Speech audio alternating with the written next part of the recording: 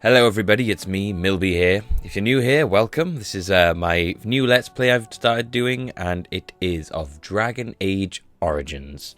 So if you're a long-time viewer or a new-time viewer, welcome. I hope you enjoy this series. I could do a little bit of backstory. Dragon Age Origins is a high fantasy game. It uses that... It kind of uses, I don't really know how to describe it. I guess the easiest way would be to say like a WoW battle system, in that you have the mouse, you can right click to attack, you have all the buttons with skills. I know WoW didn't invent that style of combat, but that's the easiest way to describe it, and the most people will know what I mean. I don't really know what that would be called, MMO style play. I'm not really sure. It's not really point and click. Point and click would be something else, I guess. But yes, Dragon Age Origins is a very good game. It has a very rich story to it, and has a hell of a lot of lore. So I'm really looking forward to this series, and I'm going to play it very soon. We're going to be starting with Dragon Age Origins, and then when we beat that, if we ever do, we will move on to Dragon Age Awakening, and then beyond. And I will try and do some of the other campaigns. I have all the DLC. This is the Ultimate Collection or whatever it was. So it's all the DLC is on this. So without any further ado, I think we should begin. Oh shit! Sorry, that was my bad. I think we should begin the series. I'll see you on the other side of this cutscene.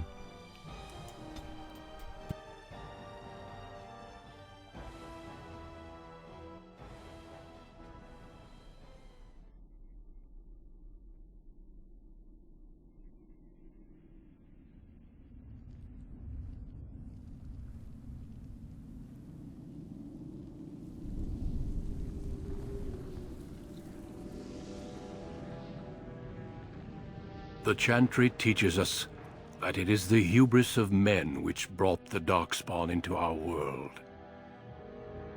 The mages had sought to usurp heaven, but instead they destroyed it.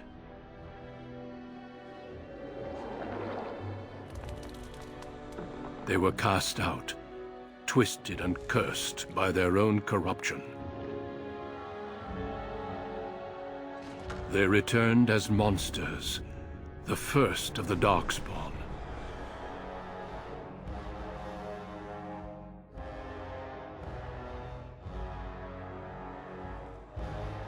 They became a blight upon the lands, unstoppable and relentless. The Dwarven kingdoms were the first to fall, and from the deep roads, the Darkspawn drove at us again and again, until finally we neared annihilation.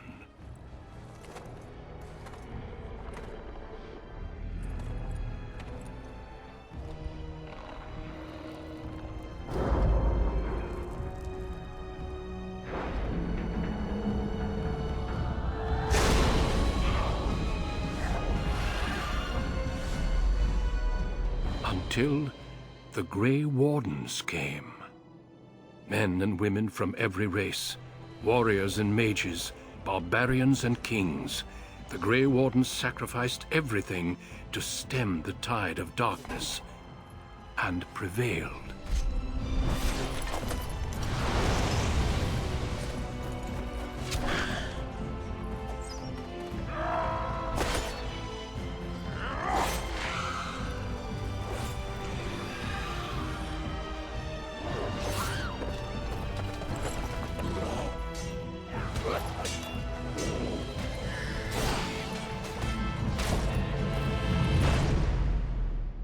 It has been 4 centuries since that victory, and we have kept our vigil.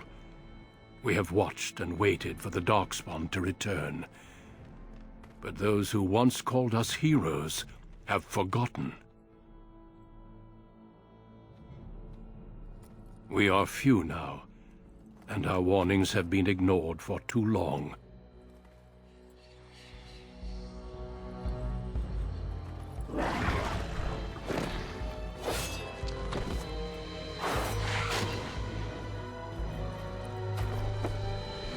may even be too late. For I have seen with my own eyes what lies on the horizon. Maker, help us all.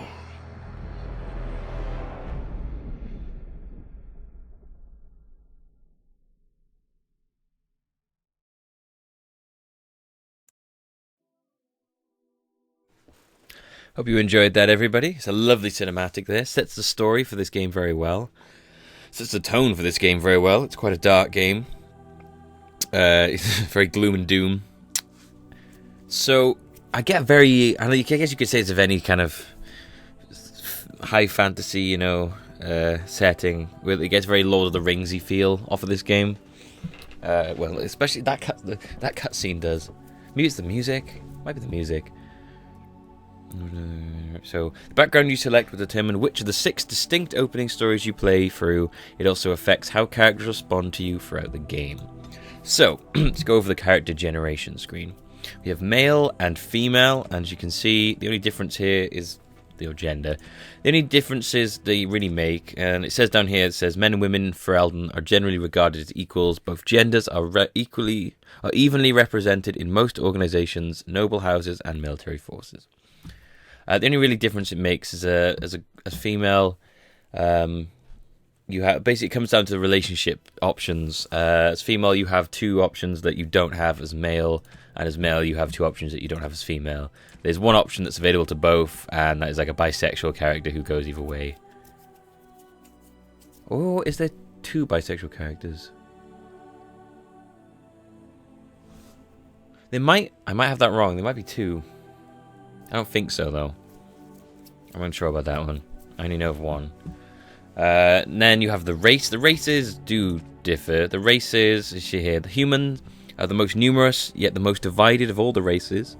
Only 4 times have they ever united under a single cause, the last being centuries ago. Religion and the Chantry play a large part in human society. It distinguishes them culturally from elves and dwarves more than anything else. Humans can be warriors, rogues, or mages. And the racial benefits are +1 to strength, +1 to dexterity, +1 to magic, and +1 to cunning. We also have the elves, who are once enslaved by humans. Most elves have all but lost their culture, their command culture, scrounging in an impoverished living in the slums of human cities. Only the nomadic Dalish tribes still cling to their traditions, living by the bow and the rule of their old gods as they roam the ancient forests.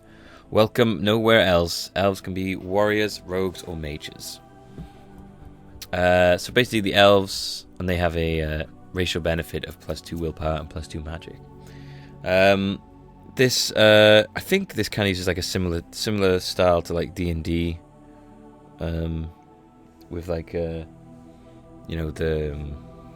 characters stuff, and I think it might borrow lore from D&D or something like that. I have no idea. Don't quote me on that. I could be totally wrong. I have a hair on my thumb that's annoyingly outgrown there. So the elves at the bottom of the social ladder, which is interesting, I think, for a high fantasy game, because usually the elves are seen as sort of like mystical beings, all-knowing, held quite high. So now we have the dwarves. Rigidly bound by caste and tradition, the dwarves have been waging a losing war for generations, trying to protect the last stronghold of their once vast underground empire from the Darkspawn. Dwarves are very tough and have a high resistance to all forms of magic, thus preventing them from becoming mages, and they have a +1 to strength, +1 dexterity, +2 constitution, 10% chance to resist hostile magic. The dwarves are usually always characterized as pretty the same characters and everything. So we're going to go, and I played around a bit. I had a mock test recording session with a dwarf and an elf. We're going to go as the human, and we're going to go, and now we have this. Now we have the classes you can pick. So the class, you've got the warrior. The warriors are powerful fighters, focusing on melee and range weapons to deal with their foes. They can withstand and deliver a great deal of punishment, and have a strong understanding of tactics and strategy. Specializations for a warrior include Berserker, Templar, Champion, and Reaver. The Magi, wielding a power as dangerous as it's potent. You know that magic... Oh, hang on. There you go, Mage. As dangerous as it is potent, magic is a curse for those lacking the will to wield it. Malevolent spirits that wish to enter the world of the living are drawn to mages like beacons. I just want to say now, this is like an introduction for people into Dragon Age Origins right now. So if you have seen this, you may want to skip this. It's up to you. The next episode will be like proper gameplay. This will just be character creation and explanation and stuff. Because of this, the mages lead lives of isolation. Locked away from the world, they threaten. Specializations include Spirit Healer, Shapeshifter, which is a cool specialization, Arcane Warrior, and Blood Mage. So that's +5 to magic, +4 willpower, and +1 cunning. Finally, you have the Rogue, which is... The Rogues are skilled adventurers who come from all walks of life. All rogues possess some skill in picklocking, and spotting traps, making them valuable assets to any party. Typically, they are not ideal frontline fighters, but if rogues can circle around behind their target, they can backstab to devastating effect. Rogue specializations are Ranger, Bard, Duelist, and Assassin. And that's Dexterity +4, Willpower +2, and +4 to Cunning. Now, as you see, if you can see here, so far it's just given us this one. Now, as a human, you only have one background, and that is a human noble. And that is born to wealth and power, second only to royalty. You find your training in both diplomacy and battle put to the test as your brother leads the bulk of your family's forces to war in the south. Now, as a mage, regardless of what race you are, apart from dwarf, because you can't be a mage, you get this opening, and it's only one opening, and that is the Magi. And it's wielding a power as dangerous as it is potent. You know that magic is a curse for those lacking the will to control it. You anxiously await your harrowing, the one chance to prove yourself against the demons lurking without and within. Succeed or be slaughtered by the knights who ward against your kind. Basically, you're like entombed in a tower. It's quite rough. The magic is treated like as like a really dangerous thing. If you're not in the tower, you're basically hunted. So, yeah, being born with magic is not a good thing. Basically, you don't want that. You don't want that. So now let me just go over the other backgrounds that we won't be doing, because I think we're gonna be playing as a warrior, because I like that. So now, regardless of whatever class you pick, apart from Magi, warrior and rogue always have the same. So, as a Dalish elf, you are proud of your role as one of the few true elves. You have always assumed you would spend your life with your tribe, until a chance encounter with a relic of your people's past threatens to tear you away from everything you've ever known. And then there's the city elf, which is that you've always lived under the heavy thumb of your human overlords, but when a local lord claiming his privilege with the bride shatters your wedding day, the simmering racial tensions explode in a rain of vengeance. It's an interesting opening, that one. It's a bit boring, though. It doesn't really have that much effect later on, I don't think, either. Now, as a dwarf, you are open to Dwarf Commoner, which is born castless in a land where rank is everything. Bound as the lackey and thug of a local crime lord, you have spent your life invisible, until chance thrusts you into the spotlight, where you can finally prove whether you will be defined by your actions or your birth. And finally, Dwarf Noble. I love this opening. As the favoured child of the Dwarven King, you proudly take up your first military command, only to learn that the deadly intrigues of family and sycophants may pose a greater danger than even the battlefield. So, with that all done, we take human, warrior, and human noble, and then we get to make our guy.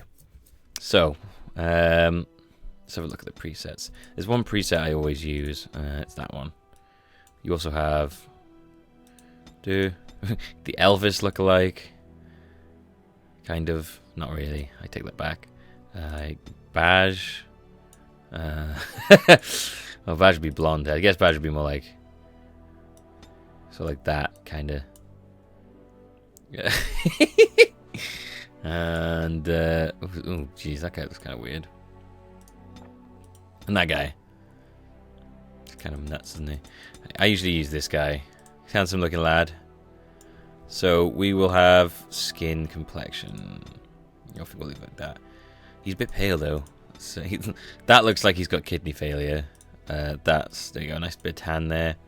Now give him a tat. My favourite tattoo to give in this is that. They've also got these there, as you can see. That is my personal favourite one. So we'll be giving him that. You can change the colour. So I think we'll go for... that colour. You can change the intensity as well, so you can have it like faded or more intense. Hair now. I'm tempted to just leave him as it is. I think it's bald. I don't want bald. You kind of want some hair. Hair/beard colour. He looks kind of weird like that, doesn't he? I think dark hair, yeah. Beard. Oh man, looks like Walter. That's kind of weird. If I get rid of the hair... Oh, wow. He does look a little bit like the guy from Breaking Bad. Oh, man. What colour hairs does that guy have? It's like that, isn't it? That's kind of nuts. Well, that looks weird. Mutton chops without any hair looks bizarre. Like, really weird. So does that.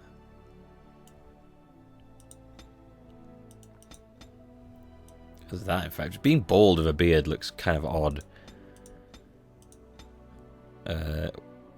Because, like, for me, if I try and grow facial hair, it kind of has to run in from my hair.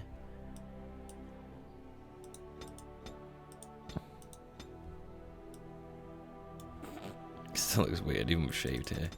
That, though. Dude looks so much like Walter. Oh my god, that is creepy. Okay. Stubble. Oh, he looks weird with all that stubble. Oh man. Make it fade it down a bit.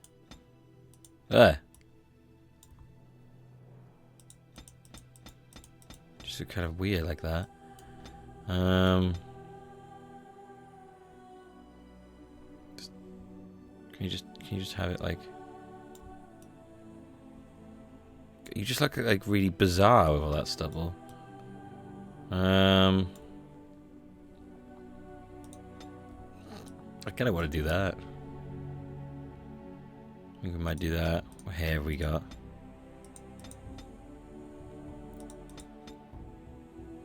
Could have that. What colour? We could go for more blonde if we're going to do that, though. Like that. Not like that, because that's too much, but something like that. No,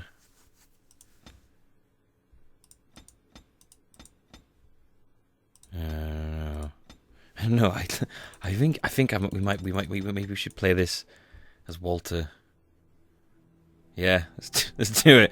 With a little bit of hair, so we're not totally bald. Okay, so we should probably colour that the same colour as our hair. There you go. Okay, so eyes. I think that's fine. Eye colour. We got blue eyes. Eye size. You look freaky as shit with massive eyes. I think that'll do. Nose. No one knows. Nose is fine. Not gonna bother with that. Neck and ears. What's the neck thickness? Oh my god. Pencil neck. No way. Give a nice thick neck. Ear height and ear size. I think that's fine.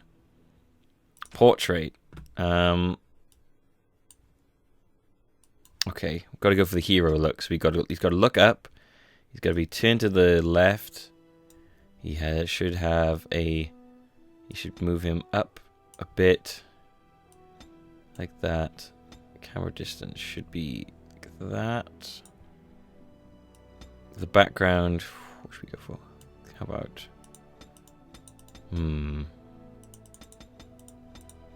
There you go. That one. An expression. This one I don't remember from the console version. Look at that face. Oh, hey ma. Hey ma. Oh, look at that. Oh, that's an aggressive face right there. Whoa, he looks really... Whoa, there you go. There you go. Right there. Looking arrogant. Do you want me to name ourselves? Manbee. Manbee, because we're a manly bee. And we will be... I have lost concentration. How do you do? Oh, cocky. Charmed, I'm sure. No. Greetings. Greetings. Greetings. How do you do? There you go. Right there. How do you do? Okay, so... I want to dual wield myself. So... We're going to put down there. Put it there. Put one in there. I think put one there as well. Okay. I think because that is key to dual wielding, isn't it?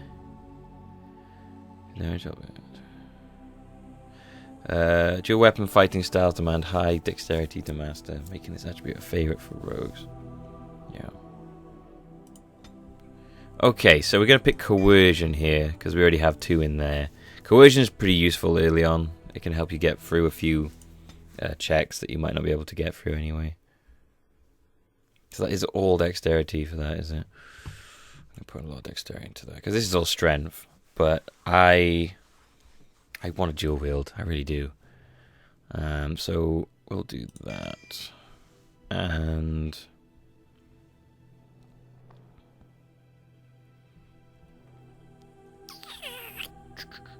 what else should we go for?